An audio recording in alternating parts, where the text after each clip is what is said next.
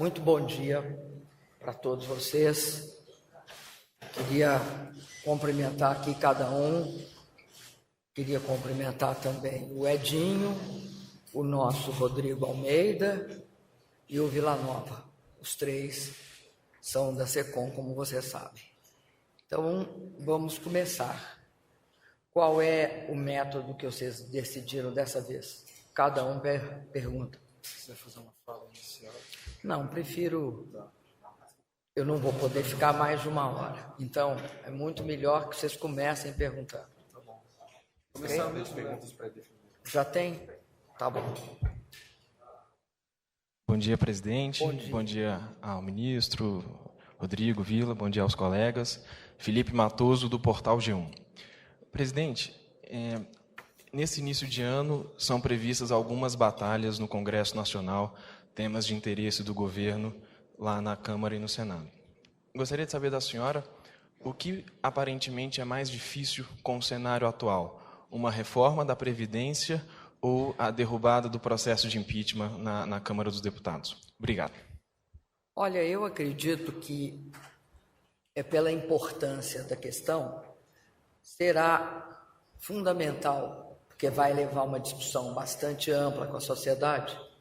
Sem essa discussão ampla, essa reforma não passa. A reforma da Previdência, ela tem um papel central para o futuro do nosso país, para a estabilidade do nosso país. Uma reforma da Previdência, como você sabe, e na última entrevista aqui que eu dei há uma semana atrás, um dos jornalistas disse: olha, a oposição acha que é um absurdo discutir reforma da Previdência nesse momento pré-eleitoral, porque a reforma da Previdência ela não leva a uma simpatia por parte da população. Eu acho que existe nisso um pouco de subestimação da população brasileira e também dos mecanismos que podem levar à reforma. Por quê? Primeiro, a questão da reforma da Previdência, ela não é para tirar direitos, é para preservar direitos. Todo mundo sabe que a questão previdenciária, em qualquer país do mundo, é uma espécie de compromisso intergeracional, que as gerações vão fazendo umas com as outras, e garantindo que aqueles que são os jovens hoje possam se aposentar amanhã, e aqueles que são hoje idosos tenham direito a ter a sua aposentadoria conforme esperava. Então, o que nós estamos discutindo é direitos adquiridos, os que são velhos hoje, e expectativas de direitos, os que serão velhos amanhã. Uma reforma da Previdência, portanto, ela tem de ser necessariamente gradual. Você não pode alterar regras. Você não pode chegar e querer impor regras sem levar em conta esse processo. Ao ser gradual, ela implica num período de transição, necessariamente. Ela não começa a valer de forma imediata. Ela tem de garantir que haja um período de transição e, nesse sentido, ela tem de ser lenta porque ela tem de dar conta dessa relação entre as gerações. Ao mesmo tempo, ela só é viável se for compreendida técnica e politicamente. Técnica é porque nós todos temos de conscientizarmos-nos que o nosso país mudou a expectativa de vida. Ao mudar a expectativa de vida e, ao mesmo tempo, ao fazer com que as pessoas vivam mais, você terá sempre uma certa tendência que alguns calculam que ocorrerá em 2030, quando nós perderemos a chamada janela da vantagem de idade. Eu chamo janela da vantagem de idade porque fica mais claro o que é a janela da vantagem de idade. É quando uma população tem mais pessoas novas em idade de trabalhar do que pessoas ou crianças que não podem trabalhar ou idosos que não podem, que já passaram da idade de trabalhar. Então, quando a soma desses dois, os novos com os idosos, for maior do que os que trabalham, você perdeu essa janela da idade. E é isso que os países olham quando olham a questão previdenciária. É como é que eles tornam sustentável a vida daqueles que contribuem para que os outros ou possam estudar e ter uma infância e uma juventude de formação, e dos mais idosos que têm de ter o direito à aposentadoria porque trabalharam e deram sua contribuição. Então, nós temos esse problema. O Brasil está num processo de aumento da sua idade média. Nós estamos cada vez mais vivendo mais. É por isso que uma reforma da Previdência, inexoravelmente, vai ter de ser discutida pela sociedade. Não é uma questão desse ou daquele governo, e muito menos uma questão que pode ser tratada de forma a ser politizada, dado a importância dela para as futuras gerações, se você, de fato, quer preservar esse valor que é a Previdência. Aí eu diria para vocês que tem vários caminhos, não tem um caminho só. E esses caminhos é que vão construir o consenso possível. Um dos caminhos, nós aprovamos, vocês lembram, o ano passado, nós aprovamos o fator providenciário móvel, e esse fator providenciário móvel, ele pode ser incorporado numa reforma futura da Previdência. Pode ser por aí o nosso caminho. Os países que fizeram as reformas, eles mudam a idade de acesso, a idade chamada idade mínima. Nós, geralmente, somamos o tempo de contribuição com o tempo de trabalho, de a sua idade para aposentadoria. Então, o tempo de trabalho, que é o tempo de contribuição, que você contribuiu para a Previdência, mais a aposentadoria. É isso que desculpa. Isso que é 85,95.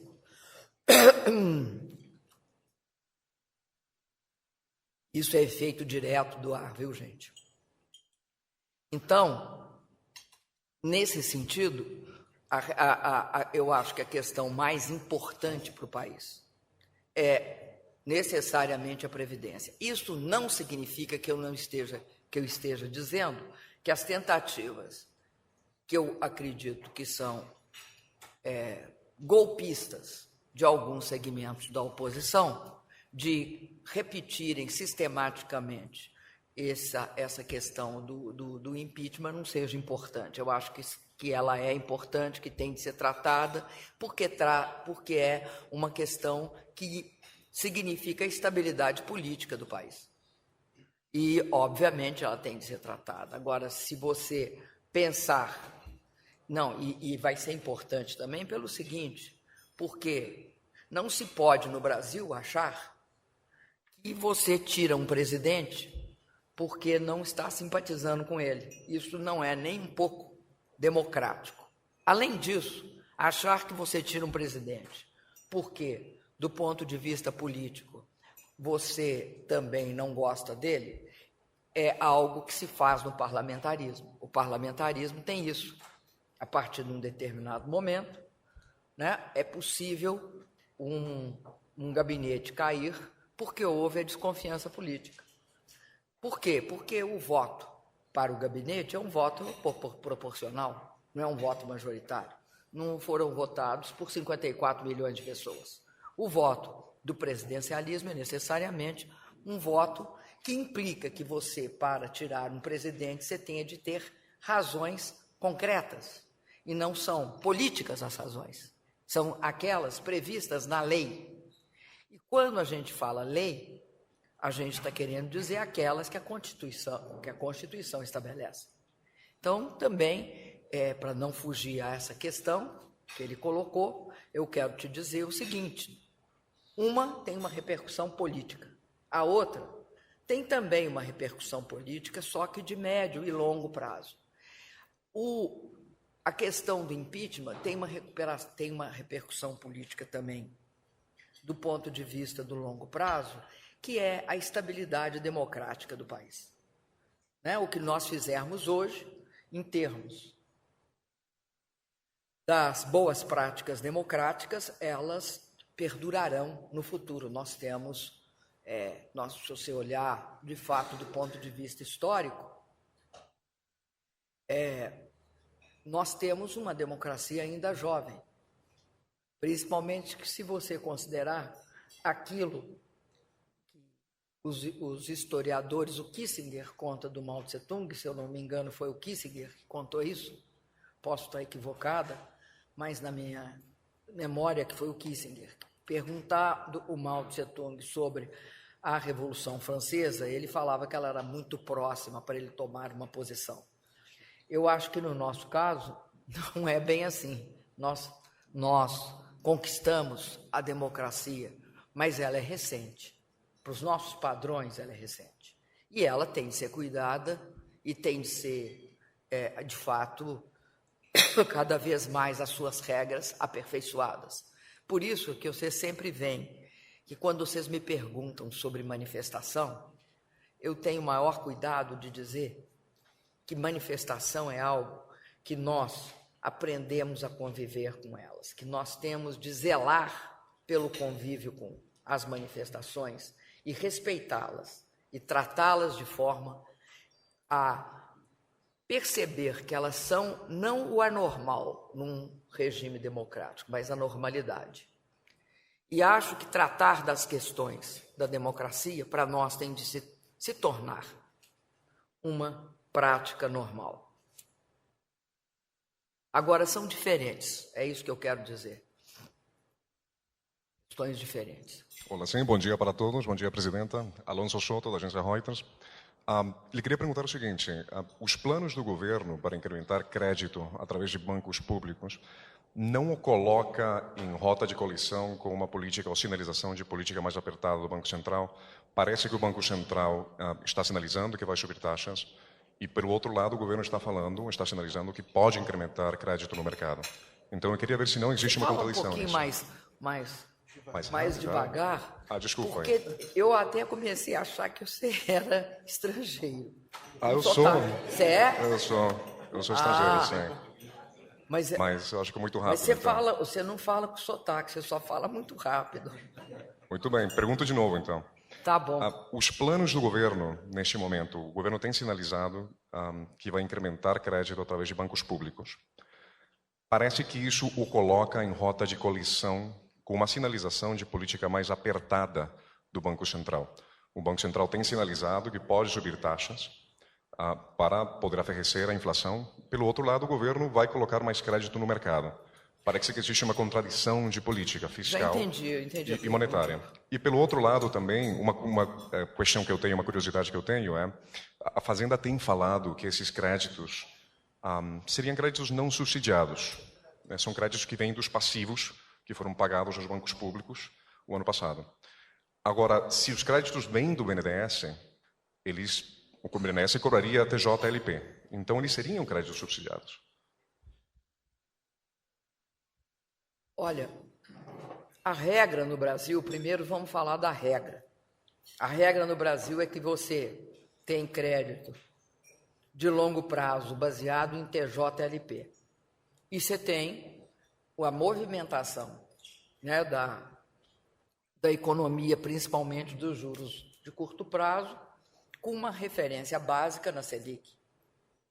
Nem tampouco o mercado todo empresta a Selic, né? Haja vista os juros, por exemplo, do cartão de crédito. Então, são duas taxas de referência, uma para crédito de longo prazo e outra para crédito de curto prazo. O que aconteceu no final do ano foi que você está falando isso porque o governo pagou tudo o que o Tribunal de Contas apontou que era que o governo devia às instituições de crédito, BNDES, Caixa e ao Fundo de Garantia por Tempo de Serviço. O governo pagou isso não porque reconheça qualquer erro na questão da forma pela qual nós estávamos atuando. Por que nós não reconhecemos o erro? Nós não reconhecemos o erro porque quando você não usa cinto de segurança, quando o cinto de segurança não era previsto na legislação, os 200 milhões de brasileiros não estavam cometendo nenhum equívoco. Simplesmente a legislação não previa. A mesma coisa aconteceu com o governo, a legislação não previa. Como o tribunal passou a prever, nós não queremos entrar nesse tipo de disputa, então pagamos. Ao pagarmos, obviamente que aumentou a liquidez dos referidos bancos e das instituições, porque aquele dinheiro que eles não tinham, eles passaram a ter um dinheiro que os órgãos de controle diziam que o governo devia a eles. Obviamente, ao pagar, aumenta a liquidez dos bancos. Toda a discussão é se nós faremos com crédito subsidiado ou não. Eu não considero TJLP crédito subsidiado. Crédito subsidiado é outra coisa. Crédito subsidiado é o que nós praticávamos, no caso, quando fizemos programas, sim, de controle e de programas, vamos chamar assim, anticíclicos, né? O PSI foi um programa anticíclico. O que era o PSI? Nós visávamos financiar o uso de bens de capital. Nós reduzimos, inclusive, imposto sobre bem de capital de uma forma bastante elevada no período de 2011 até 2014. Como também fizemos uma série de subsídios ao investimento. Tradicionalmente no Brasil, isso não é política anticíclica, o crédito à agricultura, ele tem regras diferenciadas. Então, é um crédito direcionado a taxas menores. Tá? Esse crédito direcionado a taxas menores, nós fizemos duas coisas com ele. Criamos um horizonte para acabar com o subsídio mais pesado, que era aquele do PSI, e encerramos ele. Nos outros, exemplo, no da agricultura, nós elevamos a taxa de juros, os juros praticados, e reduzimos, portanto, os subsídios. E mantivemos o subsídio do Minha Casa Minha Vida, também hoje com bastante redução em relação ao passado. Mas a parte de subsídio que nós damos ao Minha Casa Minha Vida, a maior parte é orçamento geral da União, não é um subsídio de crédito propriamente dito. Exceto no caso do fundo de garantia, que é obrigatoriamente gasto na habitação. Então, a resposta é o seguinte: não existe nenhuma relação lógica entre aumentar o volume de crédito e subsidiar. Você pode aumentar o volume de crédito sem subsidiar, principalmente quando você trata de crédito de longo prazo no Brasil. Com essa quantidade de recursos, é possível os bancos ampliarem o volume de crédito. Isto não significa que eles terão qualquer impacto fiscal, porque o que pode ter contra a qualquer política fiscal é o fato da gente utilizar o fiscal para garantir o volume de crédito. Nós não estamos usando o fiscal para garantir o volume de crédito. E lembremos bem, TJ, em qualquer país do mundo, o crédito de curto prazo tem taxas de juros diferenciadas em relação ao crédito de longo prazo. E nós não conseguiríamos jamais fazer uma hidrelétrica ou qualquer outra grande obra de infraestrutura do Brasil, considerando que elas são concedidas ao setor privado, sem perceber que essas obras precisam de financiamento de longo prazo e não de curto. No Brasil, até 2003, o curto prazo era 7 anos. Ninguém constrói uma hidrelétrica em 7 anos. Eles estão treinando, eu imagino, porque não está na hora de tocar nada. mas eu acho que é treino. Eles geralmente tocam às 8 e às 18. Bom, então o que eu quero te dizer é o seguinte, acho que tem uma visão muito estranha dessa história. Se você considerar que a questão é ampliar o crédito. Por quê?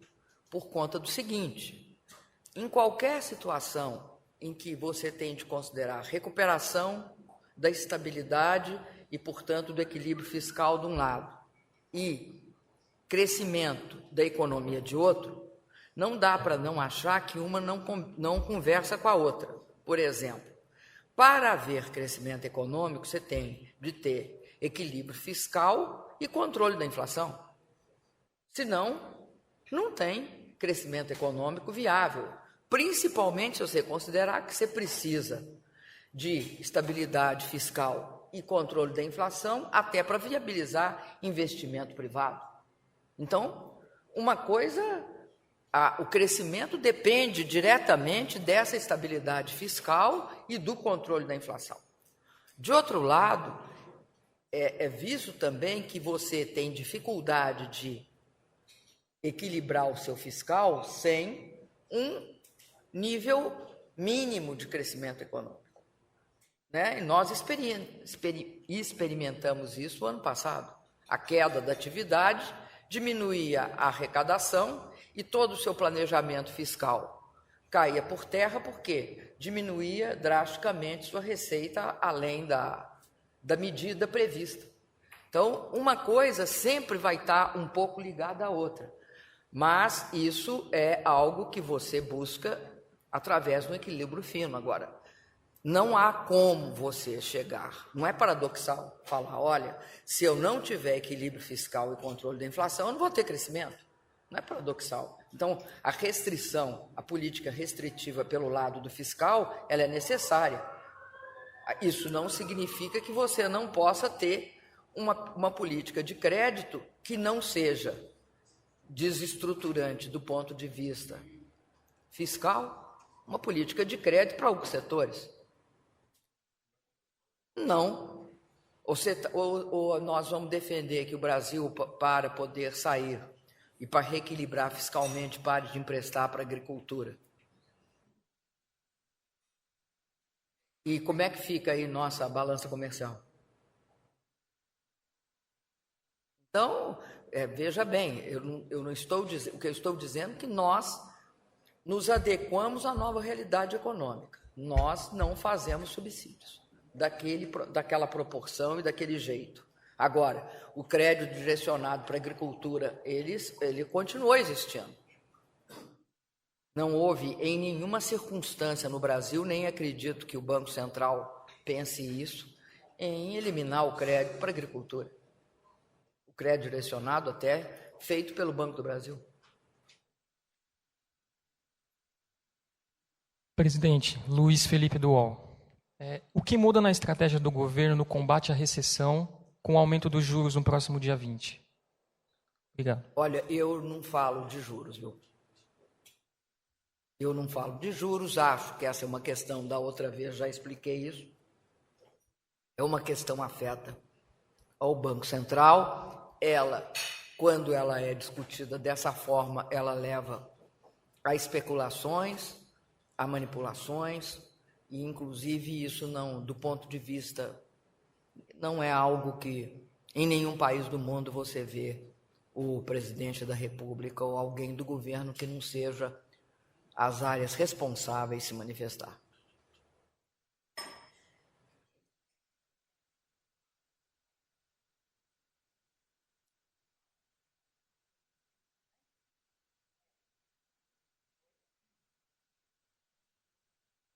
Posso falar não?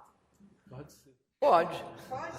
Até porque aqui... Raquel da agência CNA, bem? Bom dia para todos.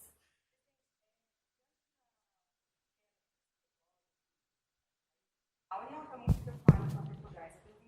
A União pode vir, obrigada, a União pode vir a ajudar a Petrobras a se capitalizar, se for necessário, se o quadro internacional continuar se deteriorando. Como é que a União está vendo isso, essa questão? Obrigada. Gente, vocês lembram?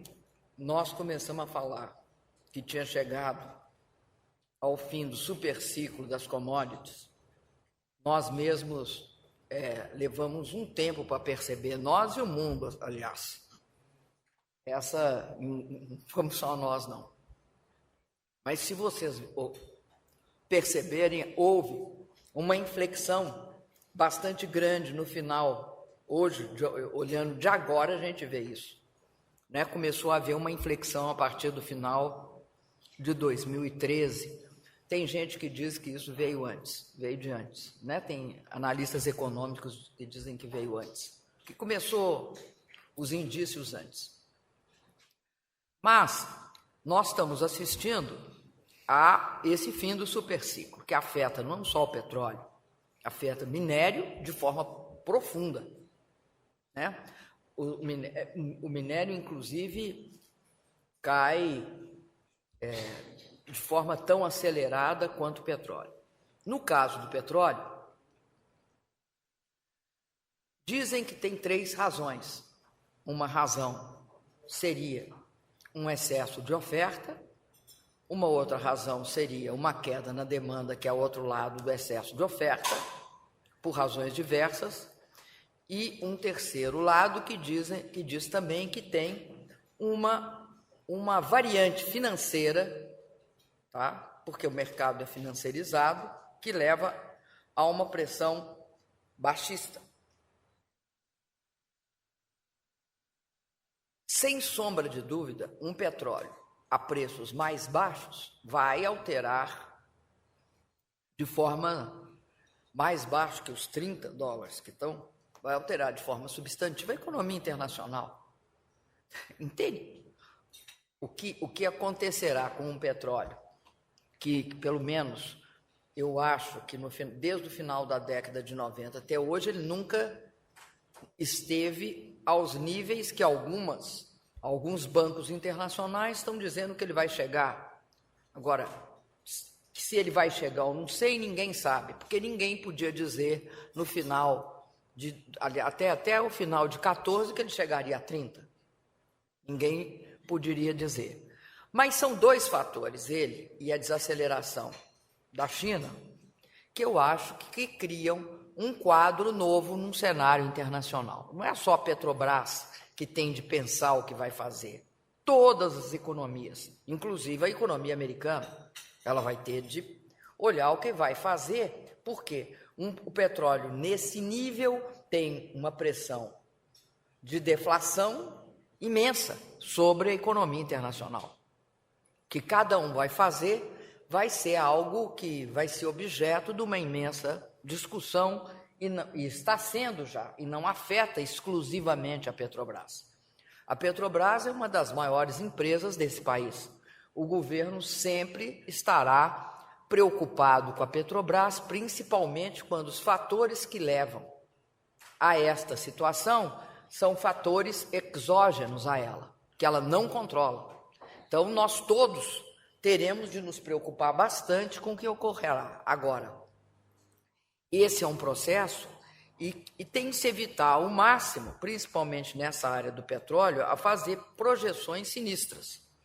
É fato que outro dia eu li num jornal dizendo o seguinte: a Petrobras para com petróleo a 30, não para nada. Tanto que não para que ela continua. Né? Tanto que não para que não é esta a situação que leva a nós nos preocuparmos com a Petrobras. Agora, todas as empresas de petróleo, a chamada majors, estão preocupadas, porque o petróleo a 30, por exemplo, tem segmentos internacionais, como aquelas areias do Canadá, que parece, né, segundo alguns analistas econômicos da área de petróleo, parece que não são mais viáveis. Eu quero dizer aos senhores que não é o caso do pré-sal. Não é o caso do pré-sal. É óbvio que o petróleo a níveis menores será sempre preocupante. O que nós faremos será em função do cenário nacional e do internacional. Nós não descartamos que vai ser necessário fazer uma avaliação se esse processo continuar. Agora, não é nosso, governo brasileiro, que não descarta. Nenhum governo vai descartar, incluindo a política do FED de redução de juros. Todo mundo vai olhar o que vai acontecer. Agora, eu acredito que os fatores, eles têm uma dinâmica que, a partir de um certo momento, os próprios fatores que levam à queda começam a conter o patamar de queda. Quais sejam? Posso dizer para os senhores quais são. Todos aqueles produtores que pararam de produzir a $30, eles reduzem a oferta. E é o que acontece, por exemplo, no chamado tight oil, ou que vocês chamam de shale oil. O tight oil, como ele tem vários ranges de produção, quem está produzindo com ele, né, com baixíssimo custo, se mantém. Quem está produzindo com custo médio, ao 30 ainda fica. Quem está produzindo com custo mais alto, sai, para de produzir, porque não perde dinheiro se continuar. Isso é uma característica interessante deste tight oil, que ele é extremamente flexível, ele se adapta. A oferta e a demanda se adaptam. Então, ele pode ser um fator para que volte a crescer. Não acredito que os produtores, os grandes produtores de petróleo, também não tenham o mesmo processo que tem o tight oil. Talvez mais difícil, um tempo mais lento de adaptação, mas para de produzir. O que é pior, para de produzir. O que é melhor, continua produzindo. Então, você vai ter uma redução da oferta.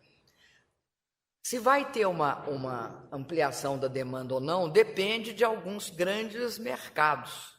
Um dos grandes mercados é a China, o outro grande mercado é os Estados Unidos, o outro grande mercado é a União Europeia.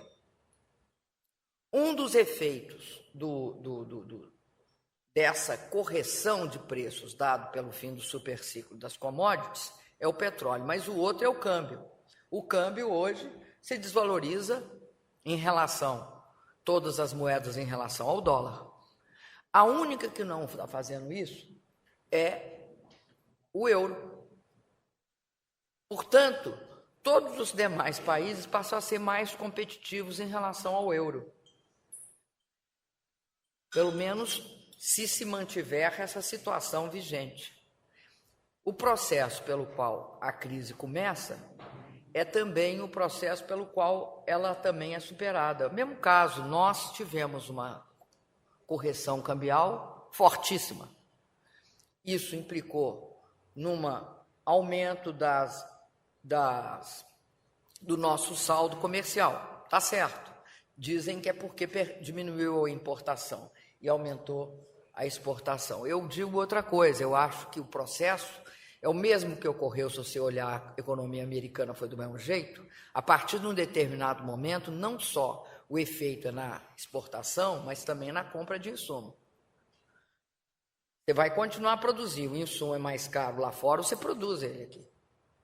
Aí você começa também o processo de recuperação. E isso ocorrerá em todos os países. Daí porque, quando o país pode deixar seu câmbio flutuar, como é o nosso caso, que nós praticamos uma política de câmbio flexível e livre, você tem condição de se ajustar. Quem não tem isso, tem dificuldade imensa de se ajustar. Então, eu acredito que nessa questão do preço do petróleo está embutido muitas coisas além da Petrobras. Não pode só olhar para a Petrobras. A Petrobras, ela tem força para se manter, ela produz petróleo a um preço muito baixo, se você fizer a cesta dela toda, né? Ela tem essa expertise porque tem o mercado sabe que ela produz com custos baixos. Então, eu acredito que a gente tem, diante desse fato, o que ela tem feito? Ela tem se adaptado. ela tem diminuído, por exemplo, seus investimentos. Mas não porque ela queira, porque se ela não fizer isso, ela não sobrevive. Então, ela toma também suas medidas.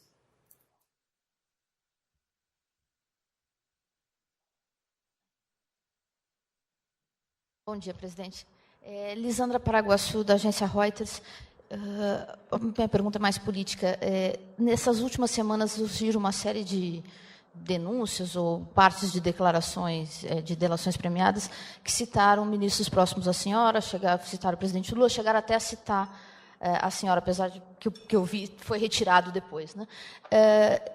Agora o Congresso volta, no mês que vem, deve dar início ao processo de impeachment. A senhora acredita que, com essas novas delações, o clima ficou mais difícil, vai ficar mais difícil para o governo no Congresso? Essa é uma pergunta. A segunda, eu queria só que a senhora comentasse o índice do desemprego que saiu hoje de manhã, aumentou um pouco para 9%, o trimestre de até outubro.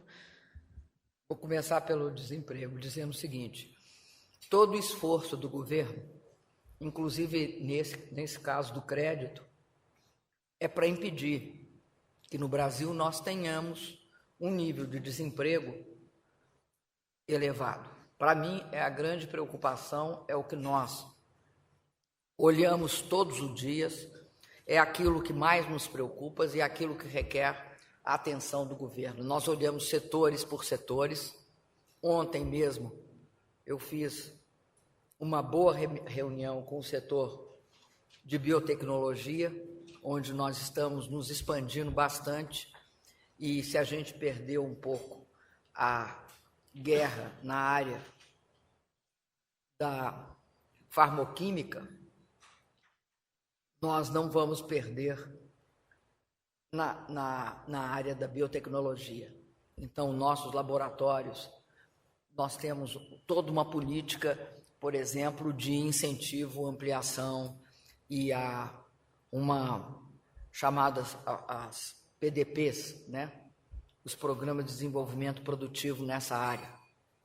Então, eu te digo o seguinte, é a grande preocupação do governo, a questão do desemprego. E é por causa disso, que nós achamos que algumas medidas são urgentes. Reequilibrar o Brasil num quadro em que há queda de atividade implica necessariamente, a não ser que nós façamos uma fala demagógica, em ampliar impostos. Eu estou me referindo à CPMF. Acho que é fundamental para o país sair mais rápido da crise, aprovar uma CPMF, que é um imposto que se dissolve, se espalha por todos, de baixa intensidade, ao mesmo tempo permite controle de evasão fiscal e, ao mesmo tempo, faz outra coisa, que é muito importante. Tem um impacto pequeno na inflação, porque ele é dissolvido. Se você considerar os demais impactos, pequeno em relação aos demais, que porventura ocorreriam se tentasse outras formas. Por que eu digo isso? E ligo uma coisa à outra. Porque o reequilíbrio fiscal, como nós estávamos vendo, ele é importantíssimo para voltar a crescer. Para voltar a crescer, eu tenho de reequilibrar. Eu reequilibro se eu tiver uma situação de estabilidade. Tanto é que, no curto prazo, em relação ao Congresso, a pauta tributária do governo é CPMF, DRU, aprovação de juros sobre capital próprio, da alteração nos critérios de juros sobre capital próprio e ganhos de capital. São essas três que são, para nós, essenciais para a gente perseguir o primário e, ao mesmo tempo, reequilibrar fiscalmente.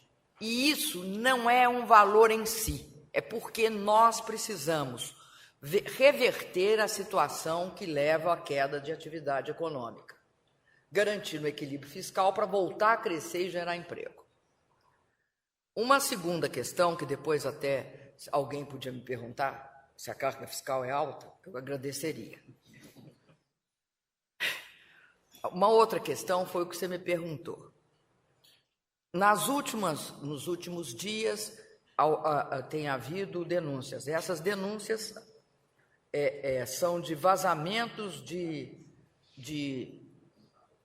eu não sei nem se as delações estão feitas ou não estão feitas, se é delação de quem, vazamento de quem. Então, você me permita dizer a vocês o seguinte: nós responderemos, eu especialmente, responderei qualquer coisa em quaisquer circunstâncias. As últimas que saíram são repetições.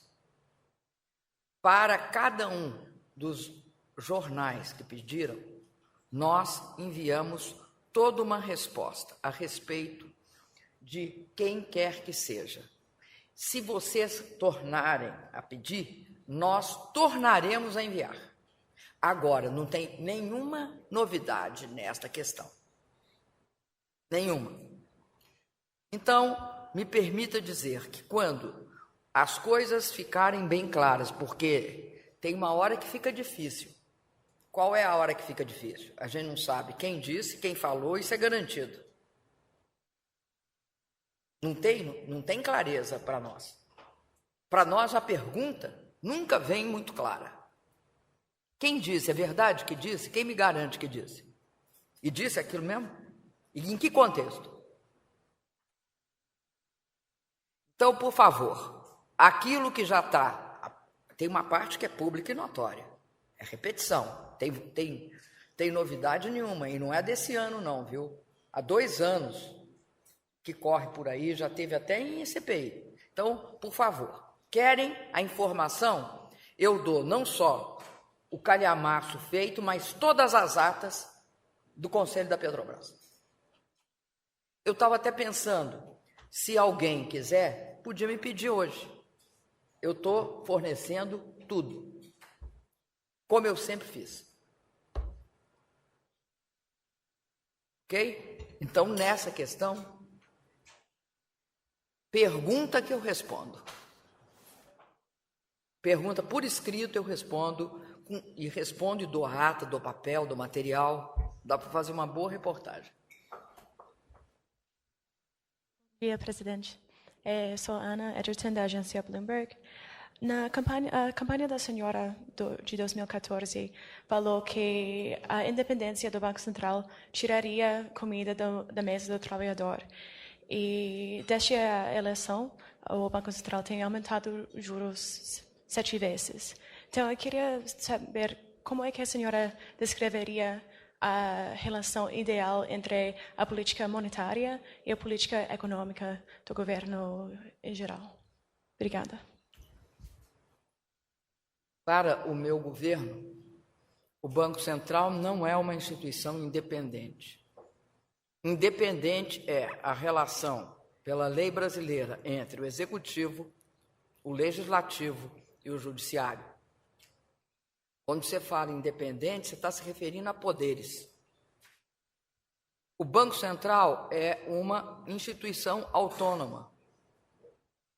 Ele tem autonomia para fazer a sua política. Isso não significa que ele não preste contas a todos os órgãos. E ele deve prestar contas, inclusive, ao Congresso e à Comissão do Senado encarregada disso.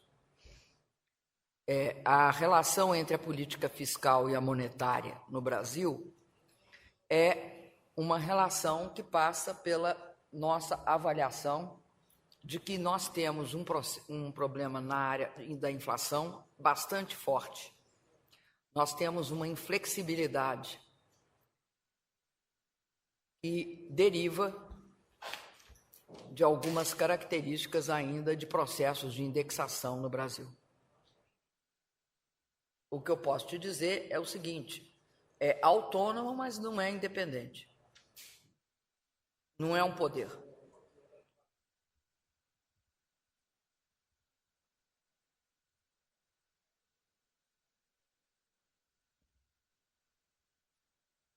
Presidente, bom dia. Thalita Fernandes, da revista Época. Queria perguntar um pouco para a senhora como é que fica a relação com o PMDB. A gente viu na última semana algumas notícias falando que o vice-presidente teria se arrependido de ter escrito a carta, teve aquele episódio, como é que a senhora vê a relação com o PMDB este ano? A gente tem questões importantes da convenção em março. Existe uma ala do partido que defende o rompimento com o governo. Queria que a senhora falasse sobre isso. Olha, a posição do governo em relação a isso é a seguinte: nós acreditamos que é muito importante para o governo, em relação a qualquer partido, que esse partido esteja harmônico, unido, e que essa seja uma situação que leve à estabilidade das relações. O governo não pode querer guerra entre partidos, nem intrapartidos. É papel do governo querer estabilidade. Um governo sempre precisa mais de estabilidade do que instabilidade. Isso é uma coisa. Segunda questão é a seguinte: nós temos, o governo, e eu em específico, temos toda a consideração pelo presidente Temer. Eu tenho conversado com ele, conversei antes do Natal, conversei antes do fim do ano, temos já 2 reuniões marcadas, uma especificamente para essa semana. A gente ia conversar na semana passada, mas, como vocês viram, meu neto nasceu. Quando o presidente Temer chegou a Brasília, eu tive de me afastar, por causa que eu fui lá ver meu neto. Que, aliás, como vocês viram, sendo eu uma avó coruja, quero dizer que é muito lindo. Mas, então, o que eu estava dizendo era que, para nós, é muito importante também uma relação de absoluto respeito, uma relação de proximidade, uma relação fraterna com o presidente Temer. Nós não interferimos sobre nenhuma circunstância nas questões internas. E aí não é só do PMDB, não. Mesmo quando vocês perguntam para mim sobre o PT, a posição nossa é a mesma. Cabe ao governo interferir em questões internas de partido algum. Não é certo isso, nem tampouco democrático.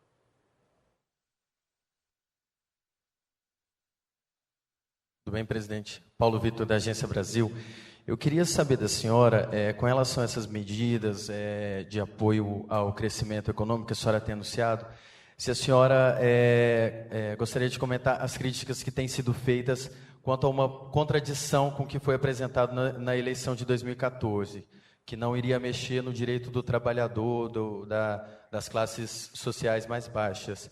Com relação a esse ponto, só para poder contextualizar, desde dezembro, quando foi aberto o processo de impeachment contra a senhora, alguns movimentos sociais vieram às ruas e eles têm defendido o mandato da senhora, porém mantendo essas críticas à política econômica. Queria saber da senhora, a senhora não teme perder esse apoio que a senhora ainda tem por conta dessas medidas, como, por exemplo, a reforma da Previdência que vai sair agora? Qual é a medida concreta do governo contra direito de trabalhador? Não, qual? A reforma da Previdência, a alteração das medidas, as medidas provisórias que já foram aprovadas no ano passado, que alteram os direitos trabalhistas e previdenciários, como seguro-desemprego, seguro-defeso. Deixa eu lembrar aqui, presidente. Abono salarial e pensão por morte. Oi? Te dou as 4. Abono salarial e pensão por morte. Exatamente. O que eles têm criticado, principalmente, presidente, só para contextualizar, então, já que a senhora... Eu estou tentando precisar. Já que a senhora me devolveu a pergunta, o que eles têm criticado, principalmente, é que, por exemplo, não se mexe na classe de cima, se atira só no andar de baixo, inclusive do próprio partido da senhora, o PT. Por exemplo, com relação à tributação de grandes heranças, tributação de cigarros, essa questão que mexeria de uma forma em outros setores que não só os trabalhadores. Eu quero só lembrar para você que juros sobre capital próprio e ganhos de capital são medidas que afetam diretamente ganhos do chamado andar de cima. Mas voltando, em nenhuma circunstância nós tiramos direito de trabalhador. Nós melhoramos as políticas. Por exemplo, seguro-defeso. A troco de quê? É direito do trabalhador, que não é pescador, ganhar o seguro-defeso, se ele não é pescador. Por que isso é uma perda de direito? Isso não é uma perda de direito, isso é foco. Ou seja, num lugar que não tem, pelo IBGE, no país, que nós temos uma quantidade de pescadores e pagamos quase o dobro de seguro-defeso, algo está errado. Com quem? Com o pescador, não, com a política do governo. Então, o governo tem a obrigação de mudar. Obrigação. A política do governo, ela só se preserva se você reforma ela. Tem gente que reforma para acabar com a coisa. Nós reformamos para preservar. Exemplo. Outra, eu acrescento. FIES para ti, o FIES. O governo foi objeto de inúmeras reportagens dizendo que nós estávamos acabando com o financiamento à educação. Ora, o que nós fizemos? Nós verificamos que a política de financiamento à educação estava mal focada. Por que ela estava mal focada? Te dou um exemplo. O MEC classifica instituições de ensino de 0 a 5, sendo a 5 a de melhor qualidade. Nós estávamos com uma concentração imensa na parte mais baixa. Então, nós elevamos o direito ao FIES a 3, 4 e 5. Segunda coisa, estava se financiando pessoas que tinham tirado 0 na prova de português. Acabamos com o financiamento a pessoas que tiraram 0 na prova de português. Focamos naqueles segmentos que nós considerávamos que eram fundamentais. Quais eram? As áreas de tecnologia e engenharia, a área de formação de professor e a área de saúde. É essas áreas que o governo vai pegar o dinheiro, né, e vai colocar o financiamento subsidiado para esses estudantes. Então, focamos sim. Pensão por morte. Não era correto que uma pessoa de certa idade, tem vários casos, o pessoal da Previdência pode dar vários para vocês, mas tinha um que eu guardei em especial, uma senhora de quase 70 anos, um pouco, quase chegando aos 70 anos, casa com um rapaz de 17, ele tem a pensão por o resto dos seus 35 anos de vida. O que o governo fez? Focou. Não acabou com a pensão por morte, não acabou com o seguro-desemprego, não acabou com o abono salarial. Quando a realidade modifica, você tem de mudar suas políticas. Mas não é só quando ela modifica.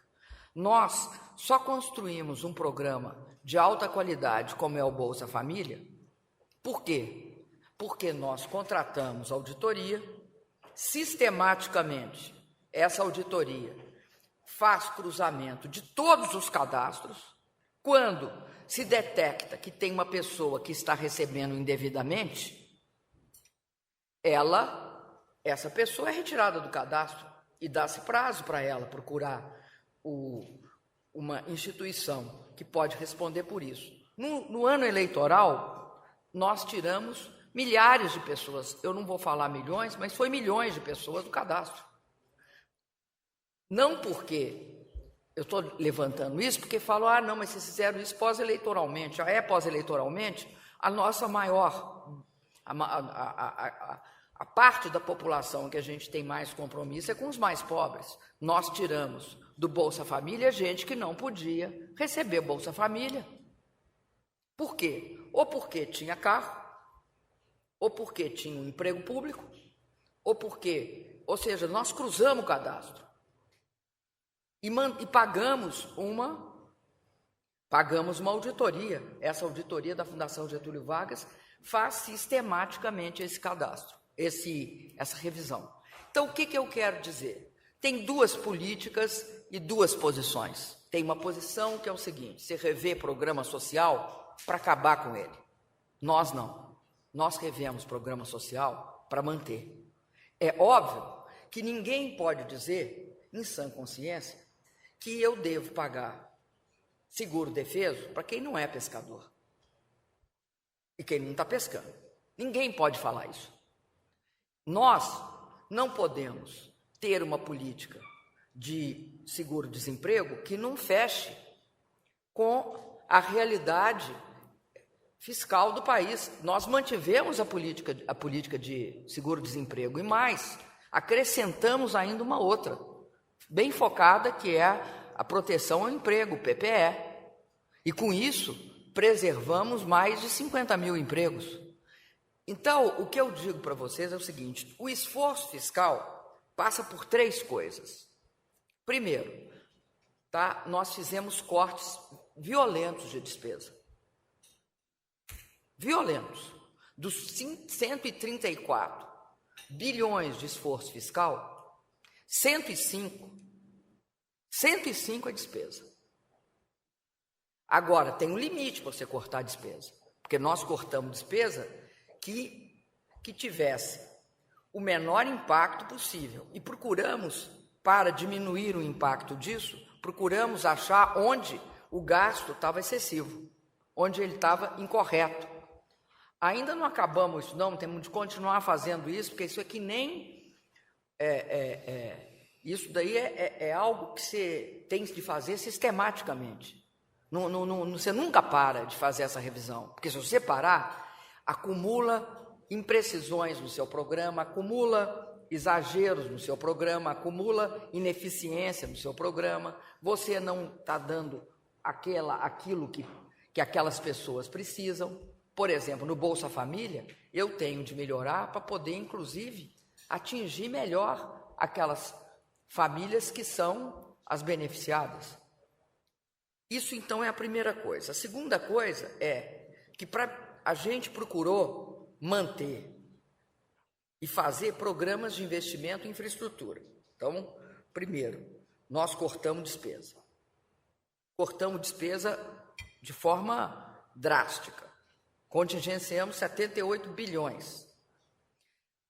E tem uma parte das despesas que não são cortáveis, porque são obrigatórias. Para você cortar, você tem de ir para o Congresso, mexer em lei e, às vezes, até em Constituição. Então, você não corta essa. Nós mantivemos todos os programas de investimento, priorizando o investimento em parceria com o setor privado. Então, programa de concessão em logística, programa de concessão em energia elétrica. Acabamos de ter um leilão bem sucedido, né, que resultou em 17 bilhões de reais. Programa Nacional de Exportações. Vamos lançar o Minha Casa Minha Vida 3, reformando o Minha Casa Minha Vida 3. E reformar o Minha Casa Minha Vida 3 é reformar para dar eficiência, porque do 1 para o 2 nós reformamos. Agora, do 2 por 3, estamos reformando também. Por exemplo, nós criamos uma faixa que não existia, que é a faixa 1,5, porque nós descobrimos que em muitas grandes capitais a faixa 1,5 é a faixa que é mais... depende do poder aquisitivo. A faixa 1, né, é para estados e regiões mais pobres. A faixa 1,5 é para aquela região em que as pessoas já têm uma renda maior e, portanto, vão pagar mais. Nós estamos olhando, além disso, toda a preservação dos programas sociais. Estamos fazendo um imenso esforço. Mantivemos o Pronatec, que fala o seguinte: não, a educação parou. Como que a educação parou? Se nesse ano de maior esforço fiscal, o governo federal é responsável, só o governo federal, pela política dele, responsável por 906 mil novas vagas, contando o que o setor, as instituições públicas, federais, universitárias de ensino, aproveitaram através do SISU. 2, o FIES e 3, o ProUni. Nós colocamos 906 mil pessoas. Olha no passado e vê quando é que foi feito isso. Nós continuamos mantendo o Pronatec. Oferecemos 1.300.000 e conseguimos 1.114.000. Nós tentamos, de todas as formas, né, manter os programas sociais focando. Nós fizemos o que faz o setor privado diante das dificuldades. Alongamos, estou falando na área do PAC. O que nós fizemos? Estamos alongando o desembolso, mudando o cronograma e só fazendo aquilo que tem dinheiro. Além disso, que tem dinheiro imediato. Além disso, nós esse ano temos um objetivo: colocar em dia aquilo que está em andamento, completar aquilo que iniciou e tornar a ter a política de só abrir quando nós tivermos os recursos. Mas vamos ver bem direitinho o que tem ainda em andamento. Vocês sabem quanto tem de casas contratadas sendo feitas este ano do Minha Casa Minha Vida?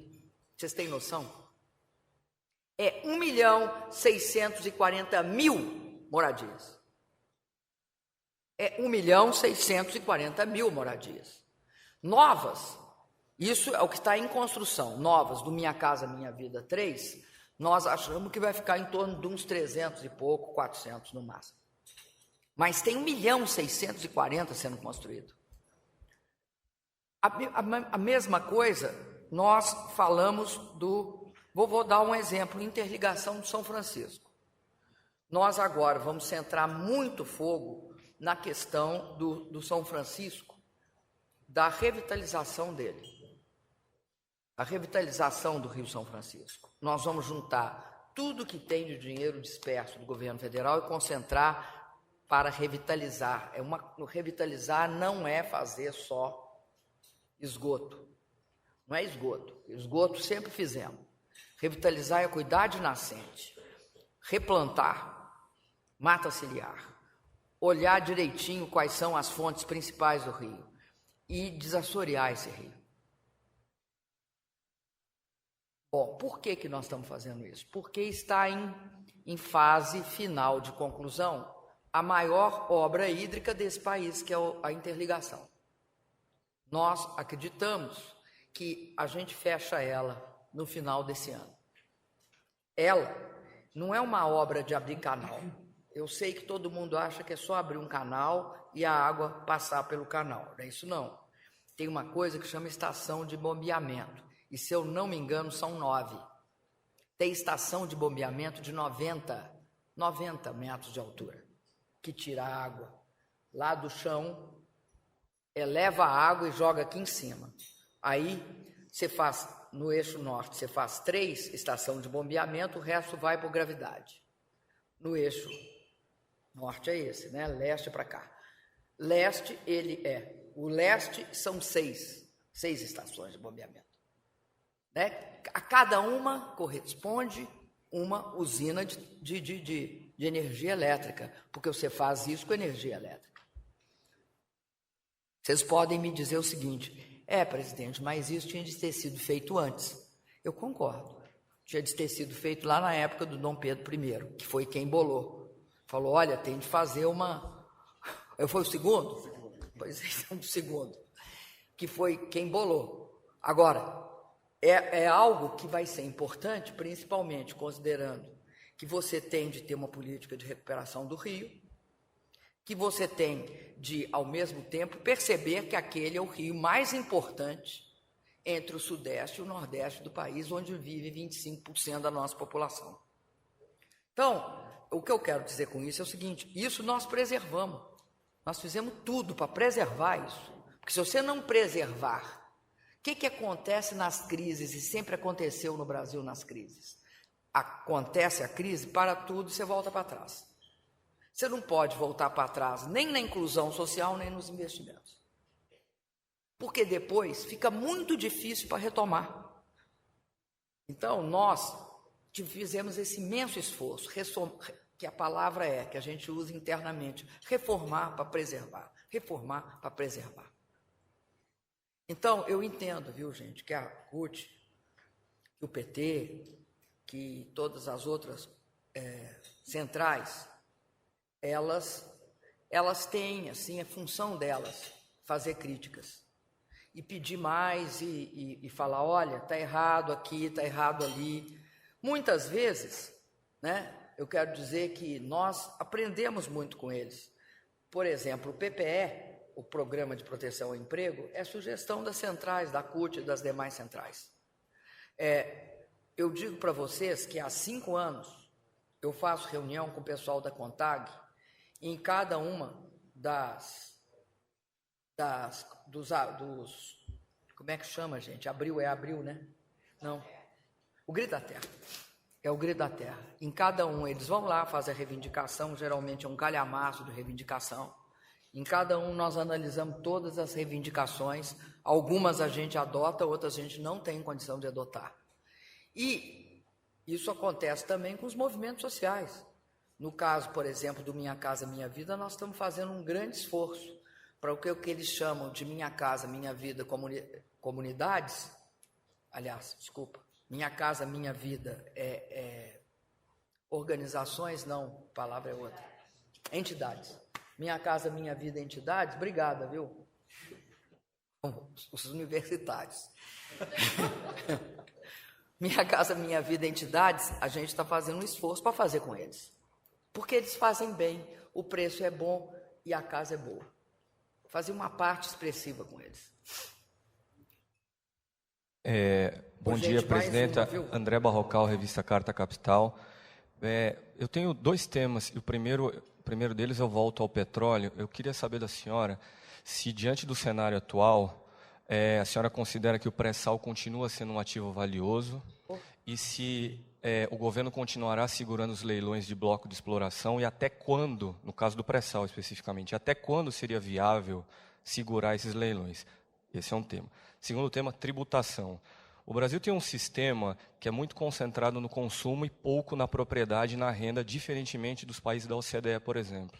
Gostaria de saber se a senhora tem planos de, até o final do seu governo, mexer nesse assunto que é anterior ao seu governo. Bom, no caso do petróleo, do pré-sal, o pré-sal é extremamente vantajoso, ele é viável, principalmente, hoje nós já estamos com 800 mil barris dia. Né? Vocês lembram bem que diziam que a gente não exploraria o pré-sal, que era inviável o pré-sal, e que não chegaríamos a isso. 800 mil barris dia, para o tempo decorrido, é muito barril. E ele é viável. Os preços, vocês nunca se esqueçam que a Petrobras tem uma estrutura e que essa estrutura implica também custos menores. Não é o custo se uma empresa chegasse aqui e falasse, vou explorar o pré-sal. Então, ele é extremamente viável, o pré-sal. Segundo, é óbvio que se o preço continuar caindo, todo mundo vai rever o que vai fazer, né? Mas o pré-sal, em princípio, é viável. Segundo, como é que é mesmo a segunda parte? Eu acredito o seguinte, eu acho que o Brasil tem uma estrutura impositiva que muito mais baseada no imposto regressivo, que é o imposto indireto, do que no imposto progressivo. Acho que é absolutamente necessário, inclusive, quando o representante da OCDE teve aqui, o Gurias, ele discutiu justamente isso conosco, que a gente tinha pedido uma avaliação desse aspecto para ele.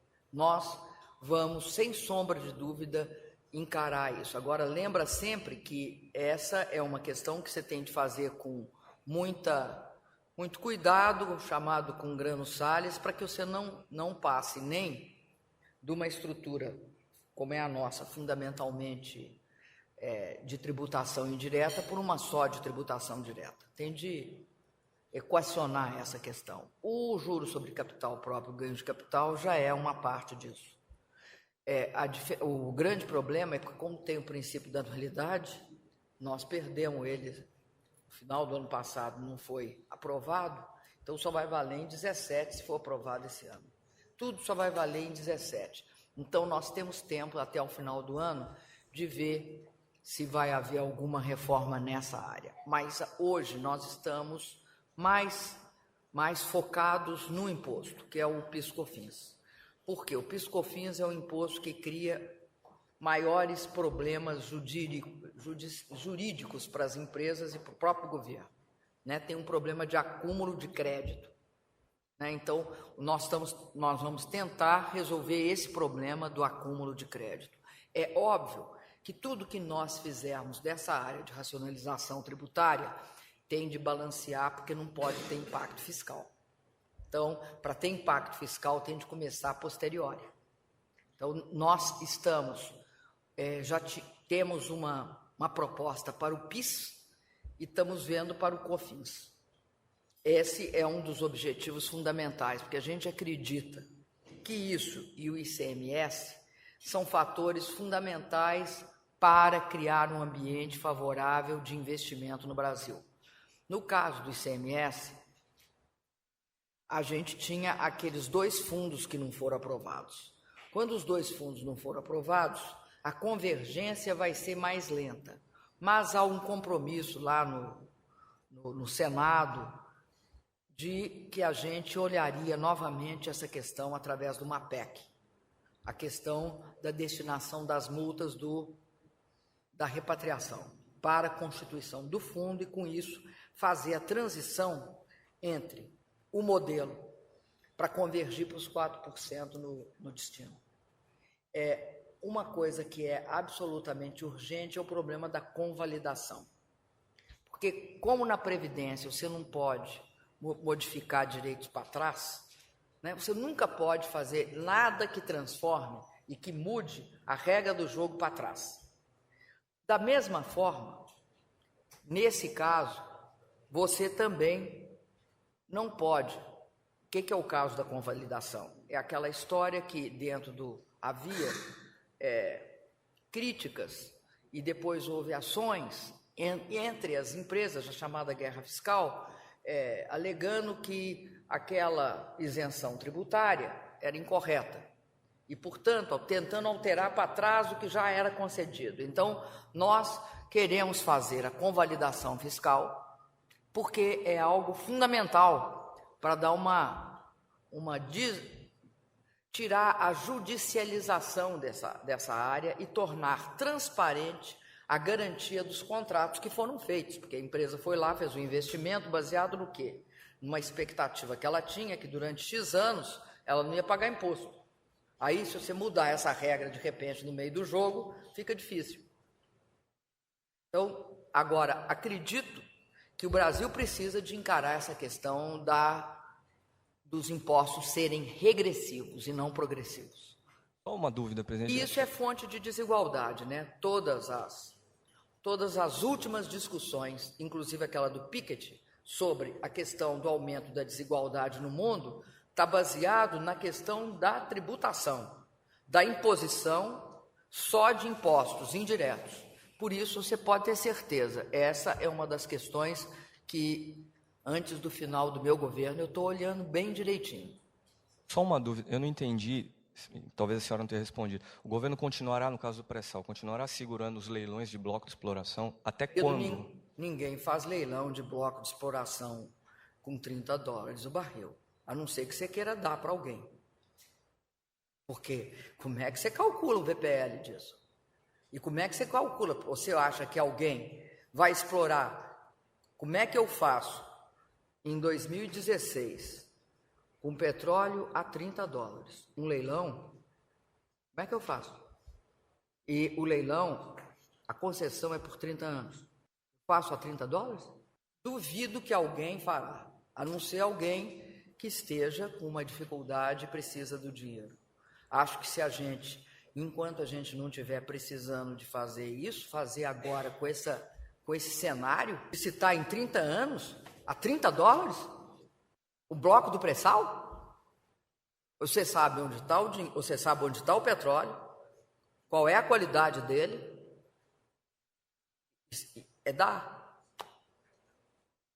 Uma pena que a gente não tenha dinheiro suficiente para não entrar no leilão desse. Agora, a sorte é que nunca vai existir um leilão desse enquanto a gente puder evitar a $30.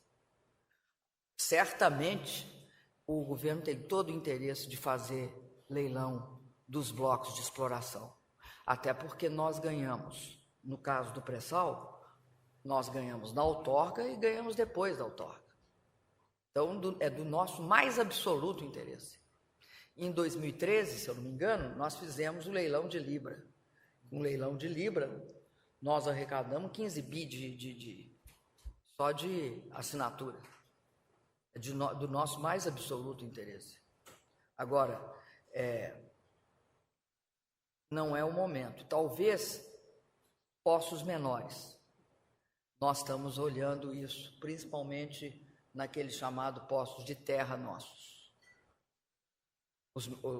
Que são áreas menos rentáveis, que o nível de perda no futuro não é grande assim.